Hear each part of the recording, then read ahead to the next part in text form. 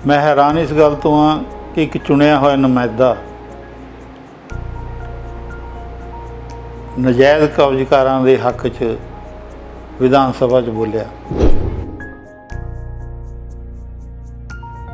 इन्हां ਜ਼ਮੀਨਾਂ ਦੇ ਉੱਤੇ ਨਜਾਇਜ਼ ਕਬਜ਼ੇ ਹੋ ਕਿਵੇਂ ਜਾਂਦੇ ਨੇ?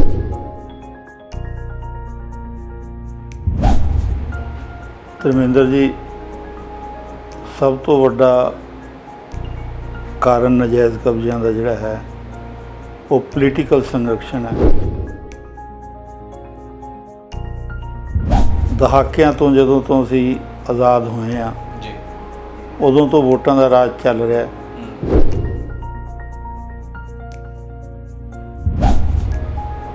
ਸਾਡੇ ਜਿਹੜੇ ਵੀ ਨੇਤਾ ਸਰਕਾਰ ਚਾਹੁੰਦੇ ਆ ਜੀ, ਉਹ ਆਪਣੇ ਚਹੇਤਿਆਂ ਨੂੰ ਕਦੇ ਰੋਕਦੇ ਹੀ ਨਹੀਂ, ਬਲਕਿ ਉਤਸ਼ਾਹਿਤ ਕਰਦੇ ਆ ਕਿ ਫਲਾਣੀ ਥਾਂ ਤੇ ਸਰਕਾਰੀ ਜ਼ਮੀਨ ਪਈ ਹੈ, ਤੁਸੀਂ ਉੱਥੇ ਆਪਣਾ ਕਬਜ਼ਾ ਕਰਕੇ ਮਕਾਨ ਬਣਾਓ। ਸੈਂਕੜੇ ਘਰ ਜਿਹੜੇ ਡਰੇਨੇਜ ਡਿਪਾਰਟਮੈਂਟ ਦੀ ਜ਼ਮੀਨ ਤੇ ਬਣੇ ਹੋਏ ਆ, ਇਹਨਾਂ ਨੂੰ ਹਾਈ ਕੋਰਟ ਤੋਂ ਵੀ ਨੋਟਿਸ ਹੋ ਚੁੱਕਾ ਹੈ, ਪਰ ਉਹੀ ਵੋਟਾਂ ਦੀ ਰਾਜਨੀਤੀ ਕਰਕੇ ਅੱਜ ਤੱਕ ਇਹਨਾਂ ਤੋਂ ਕਬਜ਼ੇ ਨਹੀਂ ਛੁਡਾਏ ਜਾ ਸਕੇ।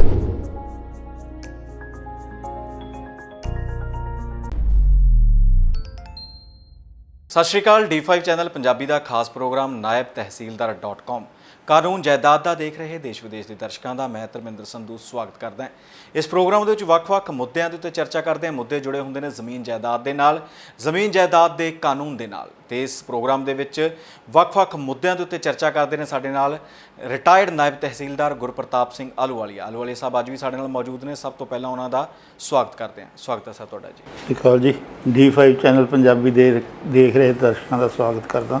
ਆਹਲੂਵਾਲੀਆ ਸਾਹਿਬ, ਜ਼ਮੀਨਾਂ ਦੇ ਉੱਤੇ ਕਬਜ਼ੇ ਹੋ ਜਾਂਦੇ ਨੇ ਤੇ ਖਾਸ ਕਰ ਸਰਕਾਰੀ ਜ਼ਮੀਨਾਂ ਦੇ ਉੱਤੇ, ਚਾਹੇ ਉਹ ਨਹਿਰ ਵਿਭਾਗ ਦੀ ਜ਼ਮੀਨ ਹੋਵੇ, PWD ਦੀ ਜ਼ਮੀਨ ਹੋਵੇ, ਤੇ ਜਾਂ ਫਿਰ ਕਿਸੇ ਵੀ ਵਿਭਾਗ ਦੀ ਸਰਕਾਰੀ ਜ਼ਮੀਨ ਹੋਵੇ। ਖਾਸ ਕਰ ਲੋਕ ਨਦੀ ਨਾਲੇ ਹੁੰਦੇ ਨੇ, ਉਹਨਾਂ ਦੇ ਨਾਲ ਜਿਹੜੀ ਥੋੜ੍ਹੀ ਜ਼ਮੀਨ ਸਰਕਾਰੀ ਛੱਡੀ ਹੁੰਦੀ ਹੈ ਉਹਦੇ ਉੱਤੇ ਵੀ ਰਿਹਾਇਸ਼ ਆਪਣੀ ਕਰ ਲੈਂਦੇ ਨੇ, ਤੇ ਉਹ ਕਿਸ ਤਰ੍ਹਾਂ ਉਹ ਕਬਜ਼ੇ ਹੋ ਜਾਂਦੇ ਨੇ, ਕਿੱਥੇ ਅਣਗਹਿਲੀ ਹੋ ਜਾਂਦੀ ਹੈ, ਉਹਦੇ ਉੱਤੇ ਚਰਚਾ ਕਰਾਂਗੇ। ਉਹਨਾਂ ਨੂੰ ਛੁਡਵਾਉਣ ਦਾ ਕੀ ਪ੍ਰੋਸੀਜਰ ਹੈ, ਕੀ ਉਹ ਕਬਜ਼ੇ ਕਿੰਨੇ ਸਾਲਾਂ ਦੇ ਗੈਪ ਦੇ ਵਿੱਚ ਛੁਡਵਾਏ ਜਾ ਸਕਦੇ ਨੇ ਜਾਂ ਨਹੀਂ ਛੁਡਵਾਏ ਜਾ ਸਕਦੇ। ਤੇ ਸਭ ਤੋਂ ਪਹਿਲਾਂ ਇਹੀ ਸਵਾਲ ਕਿ ਇਹਨਾਂ ਜ਼ਮੀਨਾਂ ਦੇ ਉੱਤੇ ਨਜਾਇਜ਼ ਕਬਜ਼ੇ ਹੋ ਕਿਵੇਂ ਜਾਂਦੇ ਨੇ? ਧਰਮਿੰਦਰ ਜੀ, ਸਭ ਤੋਂ ਵੱਡਾ ਕਾਰਨ ਨਜਾਇਜ਼ ਕਬਜ਼ਿਆਂ ਦਾ ਜਿਹੜਾ ਹੈ ਉਹ ਪੋਲੀਟੀਕਲ ਸੰਰਕਸ਼ਣ ਹੈ। ਜੀ, ਸਾਡੇ ਦਹਾਕਿਆਂ ਤੋਂ ਜਦੋਂ ਤੋਂ ਅਸੀਂ ਆਜ਼ਾਦ ਹੋਏ ਹਾਂ ਜੀ, ਉਦੋਂ ਤੋਂ ਵੋਟਾਂ ਦਾ ਰਾਜ ਚੱਲ ਰਿਹਾ। ਸਾਡੇ ਜਿਹੜੇ ਵੀ ਨੇਤਾ ਸਰਕਾਰ ਚਾਹੁੰਦੇ ਆ ਜੀ, ਉਹ ਆਪਣੇ ਚਹੇਤਿਆਂ ਨੂੰ ਕਦੇ ਰੋਕਦੇ ਹੀ ਨਹੀਂ, ਬਲਕਿ ਉਤਸ਼ਾਹਿਤ ਕਰਦੇ ਆ ਕਿ ਫਲਾਣੀ ਥਾਂ ਤੇ ਸਰਕਾਰੀ ਜ਼ਮੀਨ ਪਈ ਹੈ, ਤੁਸੀਂ ਉੱਥੇ ਆਪਣਾ ਕਬਜ਼ਾ ਕਰਕੇ ਮਕਾਨ ਬਣਾਓ। ਜੀ, ਆਪਾਂ ਜਿਸ ਸ਼ਹਿਰ 'ਚ ਬੈਠੇ ਹਾਂ ਪਟਿਆਲੇ 'ਚ, ਇੱਥੇ ਵੱਡੀ ਨਦੀ ਦੇ ਨਾਲ ਸੈਂਕੜੇ ਘਰ ਜਿਹੜੇ ਡਰੇਨੇਜ ਡਿਪਾਰਟਮੈਂਟ ਦੀ ਜ਼ਮੀਨ ਤੇ ਬਣੇ ਹੋਏ ਆ, ਜੀ, ਇਹਨਾਂ ਨੂੰ ਹਾਈ ਕੋਰਟ ਤੋਂ ਵੀ ਨੋਟਿਸ ਹੋ ਚੁੱਕਾ ਹੈ, ਪਰ ਉਹੀ ਵੋਟਾਂ ਦੀ ਰਾਜਨੀਤੀ ਕਰਕੇ ਅੱਜ ਤੱਕ ਇਹਨਾਂ ਤੋਂ ਕਬਜ਼ੇ ਨਹੀਂ ਛੁਡਾਏ ਜਾ ਸਕੇ। ਜੀ, ਉਸ ਤੋਂ ਵੱਡੀ ਸਵਾਦ ਦੀ ਗੱਲ, ਸਾਡੇ MLA ਸਾਹਿਬ ਨੇ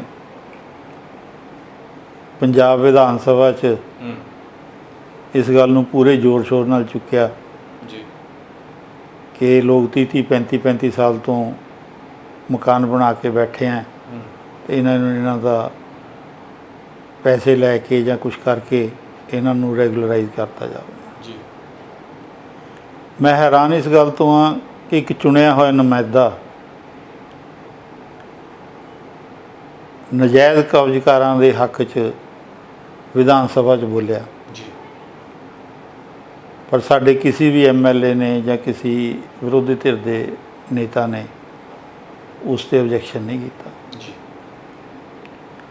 ਜਿਸ ਤੋਂ ਸਾਫ਼ ਜ਼ਾਹਰ ਹੈ ਕਿ 90% ਸਰਕਾਰੀ ਜ਼ਮੀਨਾਂ 'ਤੇ ਕਬਜ਼ੇ ਰਾਜਨੀਤਿਕ ਸ਼ਹਿ 'ਤੇ ਕੀਤੇ ਜਾਂਦੇ ਆ ਜੀ ਤੇ ਰਾਜਨੀਤਿਕ ਸ਼ਹਿ 'ਤੇ ਹੀ ਉਹ ਪਲਦੇ ਆ। ਜੀ ਇਸ ਦਾ ਦੂਜਾ ਕਾਰਨ ਜਿਸ ਵਿਭਾਗ ਦੇ ਨਾਮ 'ਤੇ ਉਹ ਜ਼ਮੀਨ ਹੈ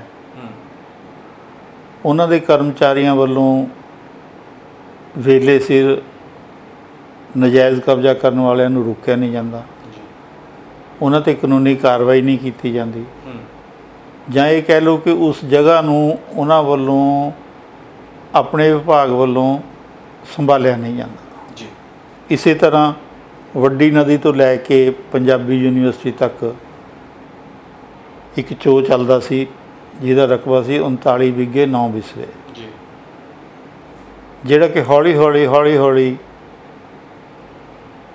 ਸਾਰੇ ਪ੍ਰੋਪਰਟੀ ਡੀਲਰਾਂ ਨੇ ਘੇਰ ਲਿਆ, ਜੀ ਘੇਰ ਕੇ ਉਹਦੇ 'ਚ ਮਕਾਨ ਬਣਾਤੇ ਤੇ ਆਪਣੇ ਰਾਜਨੀਤਿਕ ਦਾਤਾਵਾਂ ਦੇ ਸੰਰਕਸ਼ਣ 'ਚ ਉਹਨਾਂ ਨੂੰ ਲਾਲ ਲਕੀਰ ਦੇ ਅੰਦਰ ਦਿਖਾ ਕੇ ਉਹਨਾਂ ਦੀਆਂ ਰਜਿਸਟਰੀਆਂ ਵੀ ਕਰਾਤੀਆਂ। ਜੀ ਬੜੇ ਅਫਸੋਸ ਦੀ ਗੱਲ ਹੈ ਕਿ ਉਸ ਵਿਭਾਗ ਨੂੰ 2012 'ਚ ਲਿਖਤੀ ਰੂਪ 'ਚ ਕਿਹਾ ਵੀ ਗਿਆ, ਕਾਨੂੰਗੋ ਨੇ ਨਿਸ਼ਾਨਦੇਹੀ ਵੀ ਕਰਕੇ ਦਿੱਤੀ, ਜੀ ਪਰ ਉਸ ਵਿਭਾਗ ਨੇ ਡਿਪਟੀ ਡਾਇਰੈਕਟਰ ਡੇਅਰੀ ਫਾਰਮ ਨੇ ਉਸ ਦਾ ਕਬਜ਼ਾ ਛਡਵਾਉਣ ਦੀ ਕੋਸ਼ਿਸ਼ ਨਹੀਂ ਕੀਤੀ। ਲਿਹਾਜ਼ਾ ਹੁਣ ਲੋਕ ਉੱਥੇ ਆਮ ਮਾਲਕ ਬਣ ਗਏ, ਉੱਥੇ ਸੀਵਰੇਜ ਪੈ ਗਿਆ, ਉੱਥੇ ਪਾਣੀ ਦੀਆਂ ਪਾਈਪਾਂ ਪੈ ਗਈਆਂ। ਹੁਣ ਸਰਕਾਰ ਲਈ ਬੜਾ ਔਖਾ ਉਸ ਜਗ੍ਹਾ ਨੂੰ ਛਡਾਉਣਾ, ਜਦ ਕਿ 39 ਬਿੱਗੇ 9 ਵਿਸਵੇ ਜਗ੍ਹਾ ਤੁਸੀਂ ਅੱਜ ਸੋਚ ਲਓ ਕਿ 39 ਕਰੋੜ ਰੁਪਏ ਦੀ ਆ ਜੀ। ਇਸ ਵਾਸਤੇ ਮੇਨ ਕਸੂਰ ਰਾਜਨੀਤਿਕ ਨੇਤਾਵਾਂ ਦਾ ਜਾਂ ਉਸ ਵਿਭਾਗ ਦੇ ਕਰਮਚਾਰੀਆਂ ਦਾ ਜਿਨ੍ਹਾਂ ਦੀ ਜ਼ਿੰਮੇਵਾਰੀ ਉਹਨਾਂ ਦੀ ਰੱਖ ਰਖਾਵ ਲਈ, ਉਹਨਾਂ ਦੀ ਸੰਭਾਲ ਲਈ ਬਣੀ ਹੈ, ਉਹਨਾਂ ਦੀ ਅਣਗਹਿਲੀ ਹੈ।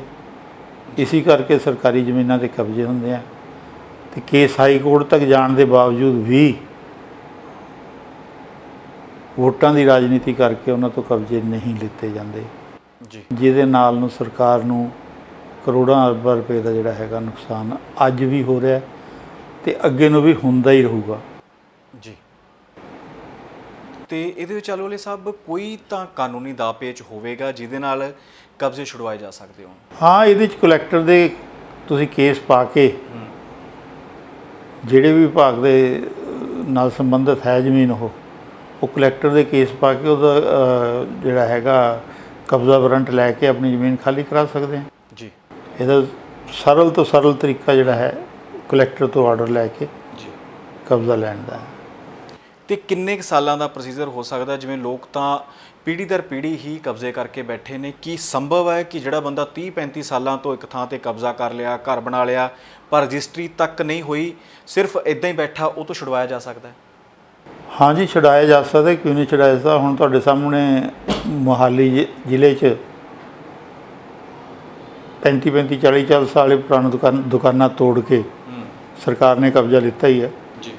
ਜੇ ਸਰਕਾਰ ਦੀ ਭਾਵਨਾ ਹੋਵੇ ਕਬਜ਼ਾ ਲੈਣ ਦੀ ਤਾਂ 6 ਮਹੀਨੇ ਦੇ ਅੰਦਰ ਅੰਦਰ ਜਿੰਨਾ ਮਰਜ਼ੀ ਪੁਰਾਣਾ ਕਬਜ਼ਾ ਹੋਵੇ ਛੁਡਾਇਆ ਜਾ ਸਕਦਾ। ਜੇ ਸਰਕਾਰ ਦੀ ਮਨਸ਼ਾ ਹੀ ਨਹੀਂ ਹੈ, ਉੱਥੋਂ ਦੇ ਪੋਲੀਟੀਕਲ ਬਾਸ MLA ਜਾਂ MP ਜਿਹੜੇ ਹੈਗੇ ਆ ਉਹਨਾਂ ਦੀ ਮਨਸ਼ਾ ਨਹੀਂ ਹੈ, ਫਿਰ ਤੁਸੀਂ ਚਾਹੇ 6 ਮਹੀਨੇ ਪੁਰਾਣਾ ਕਬਜ਼ਾ ਉਹ ਵੀ ਨਹੀਂ ਛੁਡਾ ਸਕਦੇ। ਜੀ ਤੇ ਇਹਦੇ ਵਿੱਚ ਕੋਈ ਅਜਿਹਾ ਪ੍ਰੋਸੀਜਰ ਵੀ ਹੋ ਸਕਦਾ ਹੈ ਕਿ ਜਿਸ ਤਰ੍ਹਾਂ ਸਰਕਾਰ ਚਾਹੇ ਤਾਂ ਕਬਜ਼ਾ ਛੁਡਵਾਵੇ, ਪਰ ਜਿਸ ਤਰ੍ਹਾਂ ਲੋਕਾਂ ਨੇ ਉਹਦੇ ਉੱਤੇ ਕੰਸਟਰਕਸ਼ਨ ਕੀਤੀ ਹੁੰਦੀ ਹੈ ਤਾਂ ਉਹ ਕੰਸਟਰਕਸ਼ਨ ਦਾ ਜਿਹੜਾ ਮੁਆਵਜ਼ਾ ਹੈ, ਜਿਹੜੀ ਉਹਦੇ ਉੱਤੇ ਉਸਾਰੀ ਦਾ ਉਹਨਾਂ ਦੀ ਜਿਹੜੀ ਲਾਗਤ ਲੱਗੀ ਹੈ, ਉਹ ਵੀ ਵਾਪਸ ਹੋ ਸਕਦੀ ਹੈ ਜਾਂ ਫਿਰ ਉਹ ਨਾਲ ਹੀ ਉਹਦੇ ਜ਼ਮੀਨ ਦੇ ਮਿੱਟੀ? ਨਹੀਂ ਧਰਮਿੰਦਰ ਜੀ, ਕਾਨੂੰਨ ਤਾਂ ਇਹ ਕਹਿੰਦਾ ਹੈ ਕਿ ਜਿਸ ਬੰਦੇ ਨੇ ਨਜਾਇਜ਼ ਕਬਜ਼ਾ ਕੀਤਾ ਹੈ ਉਹਦਾ ਜੋ ਕੁਛ ਵੀ ਉੱਥੇ ਬਣਿਆ ਹੋਇਆ ਜਾਂ ਤਾਂ ਉਹ ਆਪੇ ਚੱਕ ਕੇ ਲੈ ਜਾਵੇ। ਜੇ ਉਹ ਆਪ ਨਹੀਂ ਚੱਕਦਾ, ਸਰਕਾਰ ਢਵਾਉਂਦੀ ਹੈ, ਤਾਂ ਇੱਕ ਤਾਂ ਉਹਦਾ ਢਵਾਉਣ ਦਾ ਖਰਚਾ ਉਸ 'ਤੇ ਪਾਇਆ ਜਾਵੇ। ਨੰਬਰ 2, ਜਿੰਨੇ ਸਾਲ ਤੋਂ ਪਹਿਲਾਂ ਪੁਰਾਣਾ ਕਬਜ਼ਾ ਉਹਦੇ ਕੋਲ ਉਨੀ ਦੇਰ ਦਾ ਉਸ ਤੋਂ ਕਿਰਾਇਆ ਜਾਂ ਚਕੋਤਾ ਵੀ ਲਿੱਤਾ ਜਾ ਸਕਦਾ। ਘੱਟੋ ਘੱਟ 30 ਸਾਲ ਤੱਕ ਦਾ ਚਕੋਤਾ ਤਾਂ ਉਸ ਤੋਂ ਵਸੂਲ ਕੀਤਾ ਜਾ ਸਕਦਾ ਹੈ। ਇਹ ਡਿਪੈਂਡ ਕਰਦਾ ਕਿ ਸਰਕਾਰ ਦੀ ਮਨਸ਼ਾ ਕੀ ਹੈ। ਸੋ ਜਿਹੜੇ ਲੋਕ ਕਬਜ਼ਾ ਕਰਦੇ ਨੇ ਉਹਨਾਂ ਲੋਕਾਂ ਦਾ ਇਹਦੇ ਵਿੱਚ ਨੁਕਸਾਨ ਹੀ ਨੁਕਸਾਨ ਹੈ। ਇਸ ਕਰਕੇ ਅਸੀਂ ਵੀ D5 ਚੈਨਲ ਪੰਜਾਬੀ ਵੱਲੋਂ ਅਪੀਲ ਕਰਦੇ ਹਾਂ ਕਿ ਤੁਸੀਂ ਕਿਤੇ ਕਬਜ਼ਾ ਕੀਤਾ ਹੋਇਆ ਤਾਂ ਉਹਨੂੰ ਹੁਣੇ ਹੀ ਛੱਡ ਦਿਓ, ਕਿਉਂਕਿ ਜਿਸ ਤਰ੍ਹਾਂ ਆਲੂਵਾਲੀ ਸਾਹਿਬ ਨੇ ਦੱਸ ਦਿੱਤਾ ਹੈ ਕਿ ਸਰਕਾਰ ਬਦਲੇਗੀ ਤਾਂ ਤੁਹਾਡੇ ਤੋਂ ਉਹਦਾ ਮੁਆਵਜ਼ਾ ਦੇਣ ਦੀ ਬਜਾਏ ਉਲਟਾ ਪੈਸੇ ਵੀ ਲਏ ਜਾ ਸਕਦੇ ਨੇ, ਕਿਰਾਇਆ ਤੱਕ ਲਿਆ ਜਾ ਸਕਦਾ ਹੈ ਤੇ ਜਿਹੜਾ ਨੁਕਸਾਨ ਹੋਵੇਗਾ ਵੱਖਰਾ। ਜਿਸ ਤਰ੍ਹਾਂ ਲਗਾਤਾਰ ਘਟਨਾਵਾਂ ਵਾਪਰ ਰਹੀਆਂ ਨੇ, ਬਠਿੰਡਾ ਦੇ ਵਿੱਚ ਵੀ ਨਾਜਾਇਜ਼ ਉਸਾਰੀਆਂ ਦੇ ਉੱਤੇ ਕਾਰਵਾਈ ਕੀਤੀ ਗਈ ਹੈ। ਇਸ ਤੋਂ ਇਲਾਵਾ ਮੋਹਾਲੀ ਦੇ ਵਿੱਚ ਵੀ ਕਾਫੀ ਐਕਸ਼ਨ ਲਿਆ ਗਿਆ ਹੈ। ਸੋ ਸਾਡਾ ਇਸ ਮੰਚ ਤੋਂ ਤੁਹਾਨੂੰ ਇਹੀ ਜਾਗਰੂਕ ਕਰਨਾ ਹੈ ਕਿ ਜਿਸ ਤਰ੍ਹਾਂ ਦੇ ਨਾਲ ਵਿਧੀ ਦੇ ਨਾਲ ਪੂਰਾ ਪ੍ਰੋਸੀਜਰ ਕਰਕੇ ਤੁਸੀਂ ਜੇਕਰ ਇੰਨਾ ਖਰਚਾ ਘਰ ਬਣਾਉਣ ਤੇ ਕਰਨਾ ਹੈ ਤਾਂ ਸਹੀ ਤਰੀਕੇ ਦੇ ਨਾਲ ਘਰ ਬਣਾਇਆ ਜਾਵੇ, ਜਿਹਦੇ ਵਿੱਚ ਤੁਸੀਂ ਪੀੜ੍ਹੀ ਦਰ ਪੀੜ੍ਹੀ ਰਹਿ ਸਕੋ। ਆਲੂਵਾਲ ਸਾਹਿਬ, ਤੁਹਾਡਾ ਬਹੁਤ ਬਹੁਤ ਧੰਨਵਾਦ ਹੈ ਜੀ। ਸਤਿ ਸ਼੍ਰੀ ਅਕਾਲ ਜੀ।